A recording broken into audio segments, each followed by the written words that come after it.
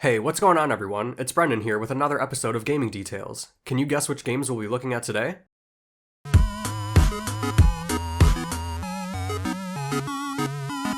Yes, in today's episode, we're going to be playing some of the Mario games and taking a look back at some of the details that you might not have noticed before. Mario made his first appearance in Nintendo's 1981 release Donkey Kong, and was originally called Jumpman. However, he wouldn't have his first standalone game until the 1983 release of Mario Bros, followed by Super Mario Bros in 1985. This is where he got his iconic look that we all know and love today. Between the date of his debut up until now, Mario has appeared in over 200 games. Now, we don't have time to go through and play all of those games. However, here are a few that we were able to find cool details in, so without further ado, let's get started.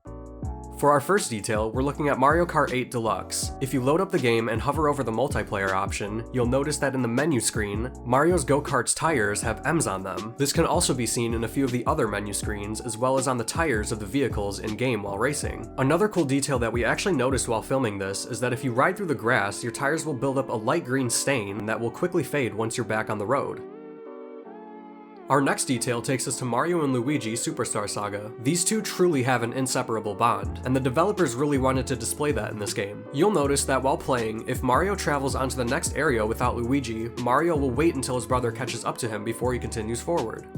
Now let's head over to Super Mario Odyssey. In this game, we're going to be looking closely at the cliffs in the Seaside Kingdom. Actually, very closely. From a first glance, these look just like regular old rocky cliffs. However, they are actually made of cork, which fits in with the level's sparkling water theme. For our fourth detail, we're loading up Rhythm and Brews in Super Mario Party. This minigame is a variation of the classic whack-a-mole game where players use a mallet to hit moles on their head as they come up from their holes. However, you'll notice that if you choose to actually play as Monty Mole in this minigame, he appears to be nervous or worried as he is about to be smashing the heads of plastic moles modeled after him.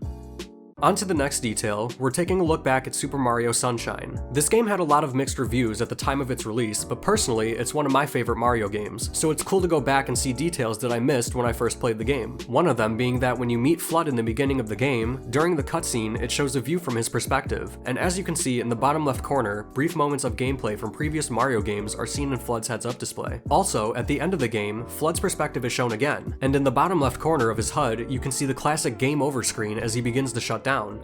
The sixth detail that we have for you takes us back to Super Mario Odyssey. If you go AFK for a short period of time, a bird will come and sit on your nose. The bird also changes based on the world that you are in. Our seventh detail takes us back quite a few years to Super Mario 64. Most people know that if you collect all 120 stars in the game, you can meet Yoshi on top of Princess Peach's castle. But you might not have noticed that if you beat the game with every star already unlocked, you can get a glimpse of Yoshi standing on top of the castle in the final cutscene. He is only there if you have collected all 120 stars, and if you beat the game with any less, he will not be there.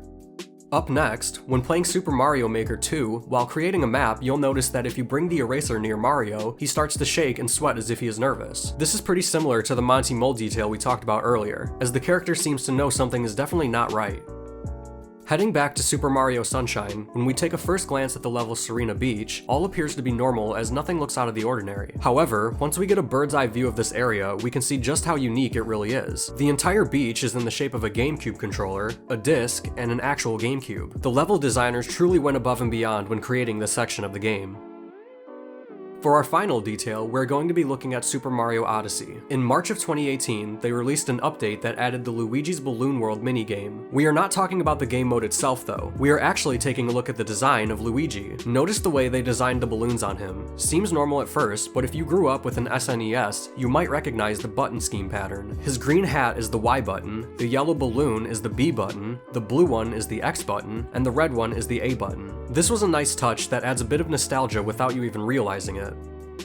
That's all the time we have for today. Thank you so much for watching. What game or game series should we do next? Let me know in the comments below. Thanks everyone for watching. If you enjoyed the video, give it a like. If you want to see more, subscribe and make sure to hit that bell to be notified when the next episode comes out. I'll see you guys in the next one.